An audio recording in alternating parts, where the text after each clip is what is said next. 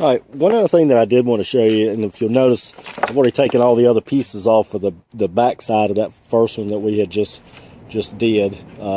Took me about 4 minutes to do those.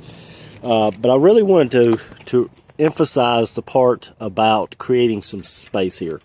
All right, now, I know a lot of you are going to probably say, well, I've used reciprocating saw and it's still having problems.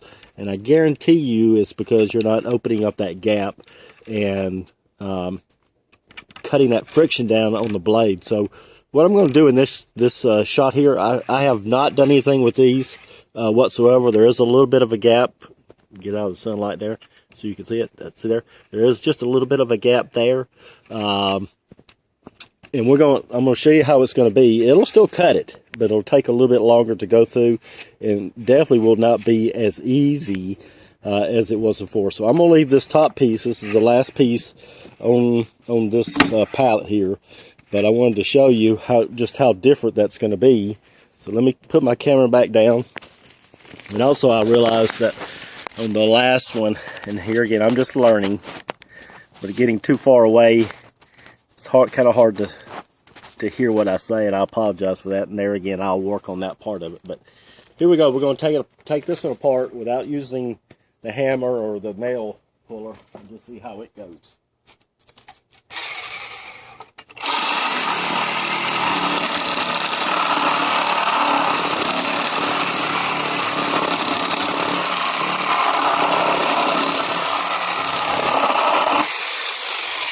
Okay, that wasn't too bad.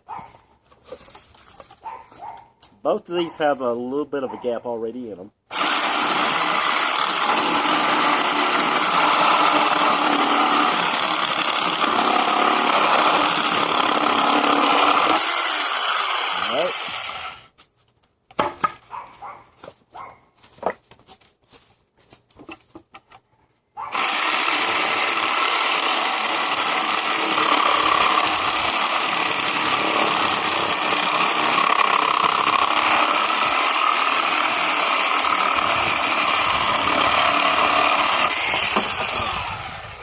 Now, to a lot of you, that may have looked almost exactly the same, but what you can't tell is the amount of force that I'm having to use on the saw to actually cut these. And one other thing I want you to notice here you'll notice before we got started that most of this still had paint on it. And even after that last one, a little warm, even after cutting those first ones off, still a lot of paint on there.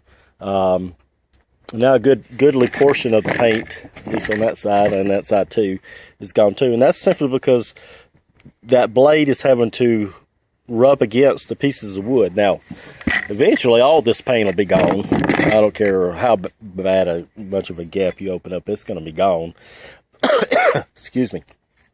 But that just goes to show you that it's very important to open up that gap so that you do have it's least amount of friction in between the blade and the piece of wood. So I just want to throw that in, just in case you're in doubt that this really makes it. Give it a shot and just let me know what you think.